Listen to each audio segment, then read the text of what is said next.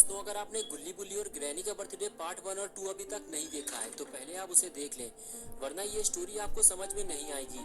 पिछली वीडियो में आपने देखा था कि गुल्ली शॉन को लेकर जैसे ही नीचे आता है तभी उसे दरवाजा खुलने की आवाज लगती है और वो वहीं रुक जाता है। लेकिन गुल्ली ये नहीं जानता कि ग्रैंडपा भी उसी की तरफ आने वाले हैं और आखिर कुछ देर बाद गुल्ली पकड़ा जाता है।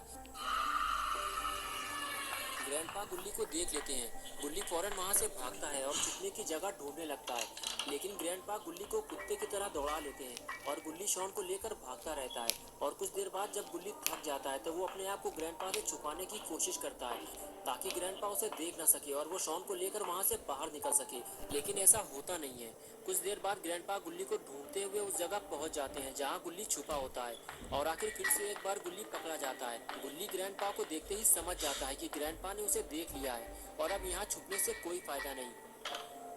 गुल्ली फौरन वहां से भागता है और सीधे घर से बाहर निकलने की कोशिश करता है, लेकिन तभी अचानक से वहां ग्रैनी आ जाती है और गुल्ली को देखते ही उस पर हमला कर देती है। और अब आगे की स्टोरी देखते हैं। गुल्ली गाड़ी के पास खड़े खड़े यही सोच रहा होता है कि गुल्ली को अब तक वापस आ जाना चाहिए था।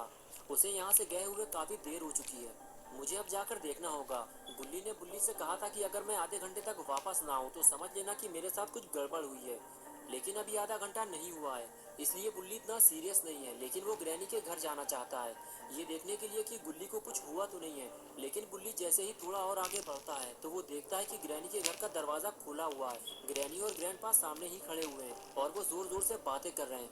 गुल्ली को लगता है कि ग्रैनी का बर्थडे होने जा रहा है, इसी वजह से चिल्ली पुकार मची हुई है। लेकिन कुछ ही देर बाद गुल्ली को समझ में आ जाता है कि अंदर कुछ गड़बड़ है, कहीं गुल्ली पकड़ा तो नहीं गया, पास जाकर देखना होगा। और फिर गुल्ली धीरे धीरे घर की तरफ आगे बढ़ता है।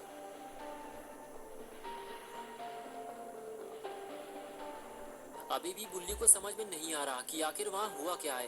गुल्ली अब और पास जा भी नहीं सकता वरना वो पकड़ा जाएगा। वो तो बस गुल्ली के बाहर आने का इंतजार कर रहा है, लेकिन शायद उसे नहीं पता कि गुल्ली अब वापस नहीं आएगा। ग्रैनी ने उसे मारकर बेहोश कर दिया है और अब ग्रैनी और ग्रैंडपा उसे ठिकाने लगाने वाले हैं। ग्रैंडपा को लग रहा है कि गुल्ली और शॉन घर में चोरी करने आए थे, इसलिए उन्हें सख्त सजा मिलनी चाहिए।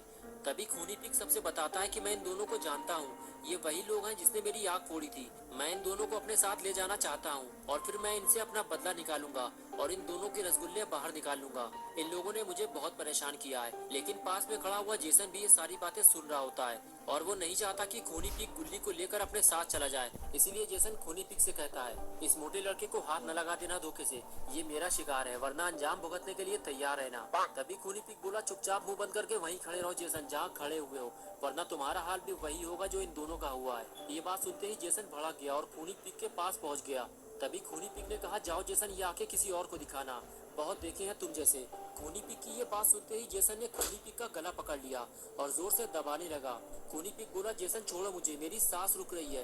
ग्रैंडपा बचाओ मुझे, मैं कंफ्यूज हो रहा हूँ कि सांस लूं कहाँ से और छोड़ू कहाँ से। ग्रैंडपा बोले, जेसन उसे छोड़ दो, वरना वो कंफ्यूज हो जाएगा तो मुसीबत हो जाएगी। और फिर बड़ी मुश्किल से ग्रैंडपा और रॉड ने मिलकर खूनी पिग को जेसन से छुड़ाया। तभी ग्रैनी बोली, तुम दोनों कान खोलकर ये बात सुन लो, इन दोनों को मैंने मारा और ये मेरा शिकार है, इसलिए दोनों को मैं रखूंगी, इन्हें यहाँ से ले जाने की सोचना भी मत। और फिर ग्रैनी ने इविलन से कहा, नम तुम इन दोनों को बेसमेंट में ले जाकर डाल दो और इन पर नजर रखना, ये वहाँ से गायब ना होने पाए। और फिर इविलन गुल्ली को खींचते हुए बेसमेंट में ले जाने लगी और सारे लोग खड़े होकर ये नज़ारा देखते रहे। जेसन और पिग की लड़ाई की वजह से दोनों को कुछ नहीं मिला।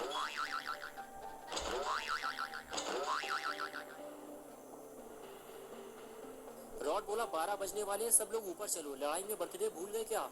ग्रैनी बोली, रॉड हम दोनों ऊपर जा रहे हैं, तुम इस पर नजर रखो, जब नन इसे ले जाएगी तो ऊपर आ जाना।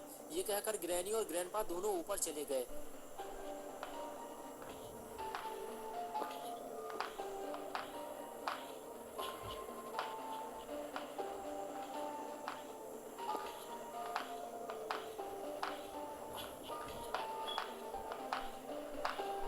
ग्रैनी और ग्रैंडपा जैसे ही ऊपर वाले रूम में पहुंचे दोनों का दिमाग खराब हो गया।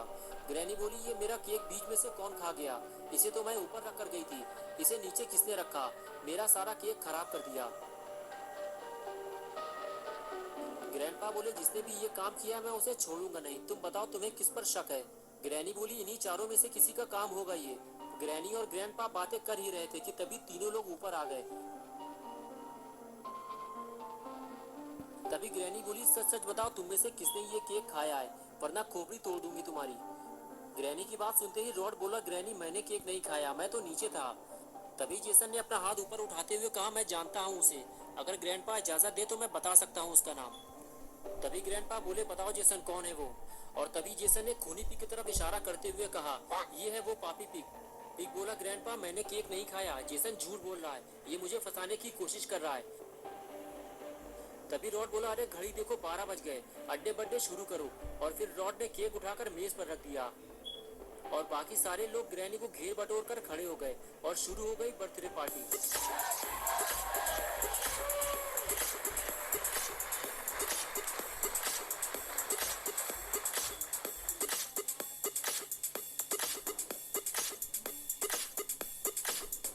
सारे लोग पार्टी में मस्त थे। इसी मौके का फायदा उठाते हुए बुल्ली गुल्ली को ढूंढते हुए ग्रैनी के घर के अंदर चला आया। लेकिन बुल्ली को ये काम जल्दी करना होगा क्योंकि पार्टी खत्म होते ही सब लोग नीचे आ जाएंगे और बुल्ली का घर से बाहर निकलना मुश्किल हो जाएगा।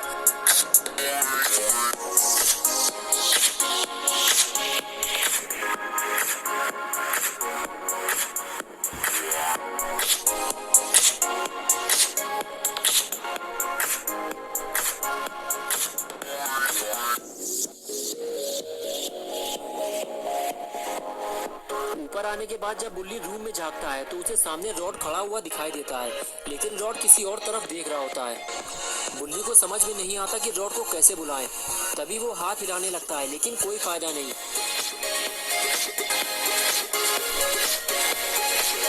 लेकिन कुछ देर बाद रॉड बुल्ली को देख लेता है। बुल्ली रॉड को पास आने का इशारा करता है और रॉड बुल्ली के पास जाने लगता है। रॉड बुल्ली के पास जाकर कहता है, तुम यहाँ क्या कर रहे हो बुल्ली? अभी थोड़ी देर पहले गुल्ली और शॉन पकड़े गए हैं। बुल्ली कहता है, क्या गुल्ली पकड़ गया और तुमने उसकी कोई मदद भी नहीं की? तभी रॉड कहता है, बुल्ली नीचे चलो, हम यहाँ बात नहीं कर सकते, खूनी पिग मुझे देख रहा है। ये कहकर दोनों नीचे चले गए। लेकिन खूनी पिग का ध्यान लगा हुआ है कि रॉड किससे बातें कर रहा है और वो फौरन रूम के बाहर निकल कर देखता है। जिसका डर था आखिर वही हुआ। खूनी पिग ने रॉड के साथ बुल्ली को देख लिया है और ये देखते ही खूनी पिग ने अंदर जाकर सबको ये बात बता दी। तो दोस्तों, क्या होगा बुल्ली और रॉड का? क्या गुल्ली और शॉन इस घर से बाहर निकल पाएंगे या फिर बुल्ली और रॉड भी अब फंस जाएंगे? ये हम देखेंगे पार्ट 4 में 21 को इसी चैनल पे। तो दोस्तों, अगर आप पार्ट 4 देखना चाहते हैं तो इस वीडियो को लाइक करें, चैनल को सब्सक्राइब करना और बेल आइकन प्रेस करके ऑल नोटिफिकेशन ऑन करना ना भूलें।